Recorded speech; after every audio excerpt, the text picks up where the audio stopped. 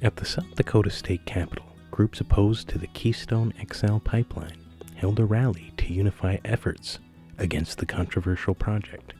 The message that here in South Dakota, there are people saying no to Keystone XL. There are people saying no to pipeline, no to the Bakken oil fields, no to fracking. At the rally, I caught up with Alli Moran, a young Lakota woman from the Cheyenne-Eagle Butte Lakota Nation. Alli is one of the Native Youth Leadership Alliance's young people who are leading now, having just completed her bachelor's degree in Indigenous Liberal Studies at the Institute of American Indian Art. Alli will continue on to law school, which will help her in redefining the foundation of her tribal government. I want to use my education and when I do complete law school, I want to utilize those skills and that education to rewrite our tribal constitution. It has only been amended 3 times since it has been written, and the last time it has been amended was in 1992. And a lot of the literature in there is very westernized and standardized. I don't know if you've ever read our tribal constitution, and I'm sure other tribal nations' tribal constitutions, have some pretty westernized, standardized literature, language in there too. But I just don't see it as a best fit, for our people, because it is foreign, and it's basically just the westernized way and the foreign way of how to run a government, but it's the westernized way, and it's not our Lakota way. And so what I planned to do from the beginning was implement our Lakota values back into the tribal constitution. And since the tribal constitution is the constitution, and that's what our tribal leaders, follow, hopefully they emulate those Lakota values within their leadership. And to me, implementing our Lakota values and our original and traditional Lakota law, that will bring our Lakota culture forward as we progress forward. With the tribal constitution that is better equipped for our people. Alli is part of a network of tribal college students within NYLA committed to finding effective ways to improve their communities. Alli explains how she was inspired in her innovative goal. This concept came to me around my sophomore year of my undergrad career. But fairly recently, as I've been studying tribal law and reading tribal codes, and really, I guess, learning about the word sovereignty. And I put quotations around the word sovereignty because, sovereignty means, exercising one's, own power, and being your own entity, and governing your own, entity.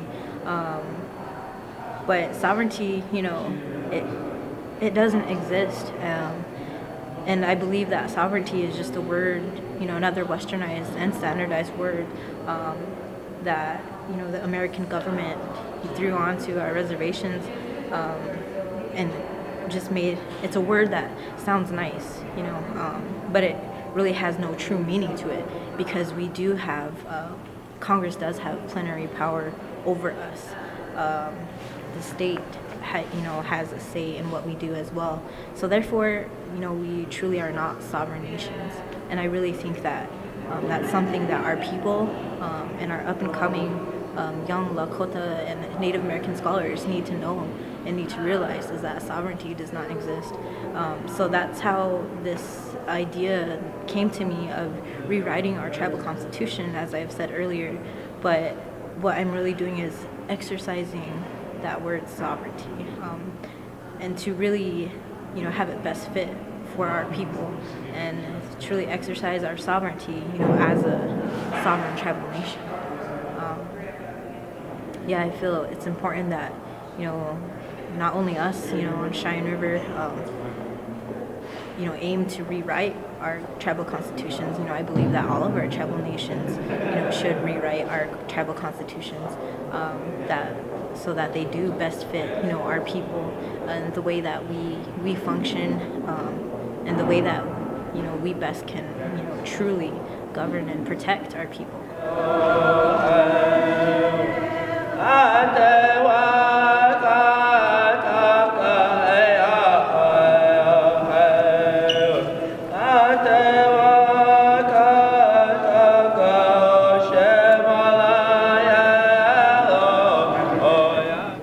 The values, that's a main one, to re-implement, into the tribal constitution and into the way of our tribal leaders, doing things, because within our values, there's so much meaning, for just one value, for humility, for wisdom, prayer, and those type of things, and those are not only used for leadership, but also just for being a Lakota person. That's our way of life. It's kind of like a guideline as to what we should follow and emulate.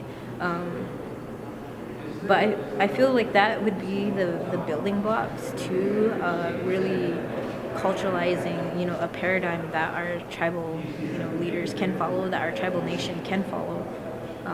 I haven't really given, any much, further thought into, what I want to do after re-implementation of the cultural values, but that's something that I will be thinking about. And, it's not only me that, has this goal, this vision, but, I know there's, a lot of other, tribal leaders and, tribal members that want to do this as well. So, I really am going to look to, our people to really come up with, the best paradigm, for us.